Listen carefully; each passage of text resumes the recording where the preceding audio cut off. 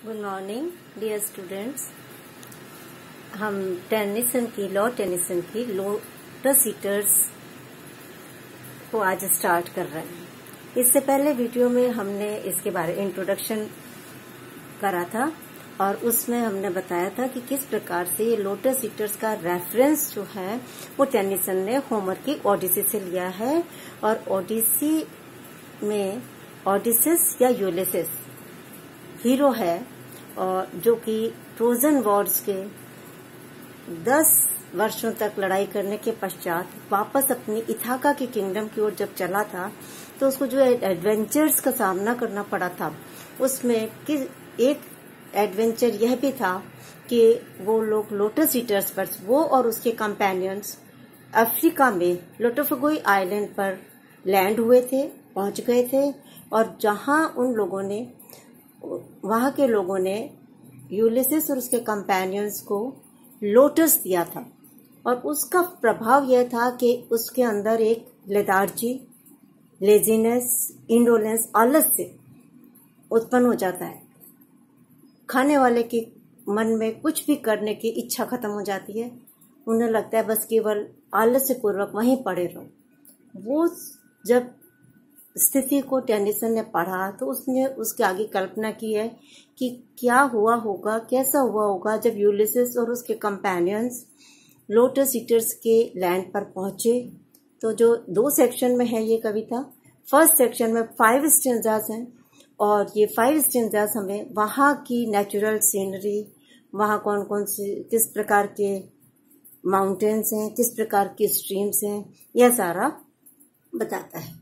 तो आज हम इसको स्टार्ट करने वाले हैं और ये इसकी फर्स्ट लाइन जो है हमें इमेजिन करना है कि किस प्रकार से यूलिसिस अपने कंपेनियंस के साथ शिप में सेल कर रहा है और बहुत तेजी से वेव्स चल रही हैं, उनमें से वेव से उछाले जा रहे हैं वो लोग अपने शिप में और वो दूर से देखते हैं कि अब उनको कोई रास्ता नजर नहीं आ रहा है और इसलिए वो अपने साथियों को प्रोत्साहन कराते हुए, उनका हिम्मत बंधाते हुए यूलिसिस कह रहा है कि साथियों करेज रखो, है। सो he says courage, he said, ही कौन? यूलिसिस। उसने कहा साथियों करेज रखो एंड पॉइंटेड टूवर्ड्स, पॉइंटेड मतलब कि उसने संकेत किया, उसने इशारा किया, उन्हें दिखाया और टूवर्ड्स द लैंड, उस लैंड की तरफ जो सामने दिख रही थी।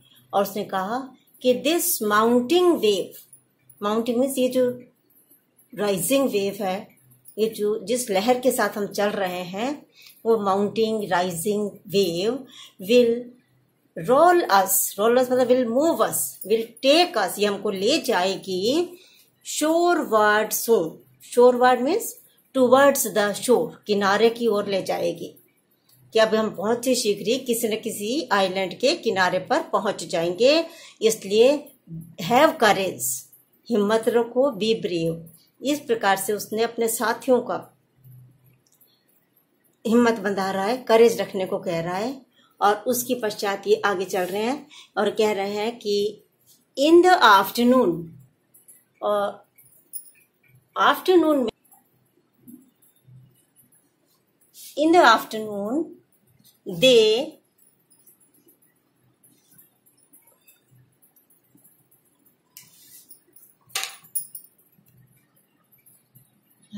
उसने कहा है कि हम बहुत ही शीघ्र ही किसी आइलैंड पर पहुंच जाएंगे।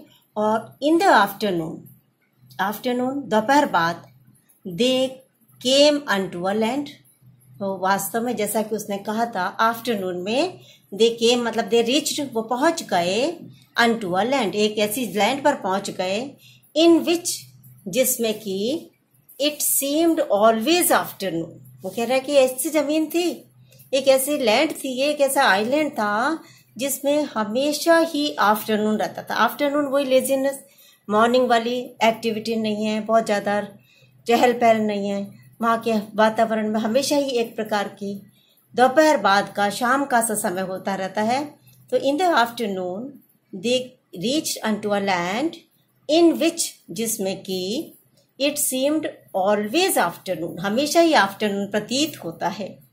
All round the coast, coast यानी कि किनारा, उस सारे किनारे के चारों ओर द लैंग्विड एयर, लैंग्विड मतलब वही लेथार्जिक लेजीनेस की एयर, हवा, डिड swoon, swoon मतलब होता है फेंट होना, यहाँ पे मतलब जैसे बेहोश होके पसर जाते हैं, तो a kind of inactive air was spreading, फैली हुई थी, it was prevailing all around the coast, पूरे किनारे पर एक प्रकार की आलस्य की सी हवा वहां पे व्याप्त थी, और इसको भी ब्रीदिंग, और हवा ऐसे चल रही थी कि मानो कोई ब्रेथ ले रहा हो, सांस ले रहा हो, लाइक वन, एक ऐसे व्यक्ति के समान, that hath a weary dream, जिसको कि बहुत ही एक थकाने वाला कोई स्वप्न देख रहा है वो सोते हुए, और बहुत ही तेजी से भारी सांस ले रहा है, उसी प्रकार की एक भारी आलस्यपूर्ण हवा उस आइलैंड पर चल रही थी।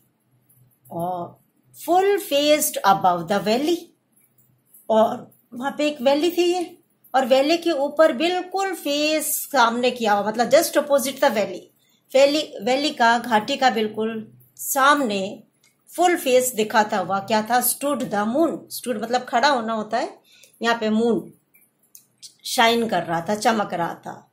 एंड एक तो घाटी है, हवा वहां पे आलस्यपूर्ण है, और घाटी के सामने चंद्रमा पूरी तरह से चमक रहा है, शाम के समय, शाम रात होने वाली है।